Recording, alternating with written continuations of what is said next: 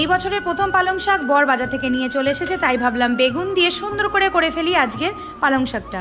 তো প্রথমেতে কড়াইতে তেল দিয়ে দিলাম সর্ষে ফোড়ন আর একটা শুকনো লঙ্কা।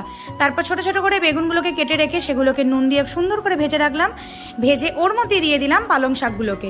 তারপরে দিয়ে দিলাম অল্প সামান্য পরিমাণ নুন আর দিয়ে দিলাম হলুদ আর সামান্য 2-4 কোয়া চিনি।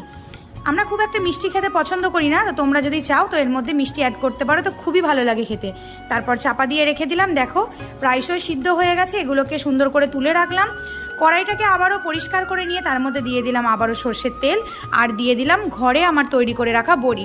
বড়িগুলোকে কুচো করে লাল লাল করে ভেজে নিলাম। সেই বড়ির মধ্যেই লাল লাল করে ভেজে নেওয়ার পর দিয়ে দিলাম শাকগুলোকে ততক্ষণ আমি এখানে ভাজবো যতক্ষণ না কড়াইয়ের মধ্যে একটু গায়ে লাগা লাগা অবস্থায় চলে আসে। খেতে খুব সুন্দর হয়। এবছরের প্রথম পালং শাক তৈরি করে ফেললাম। তো সবাই জানিও ভিডিওটা কেমন লেগেছে। টাটা।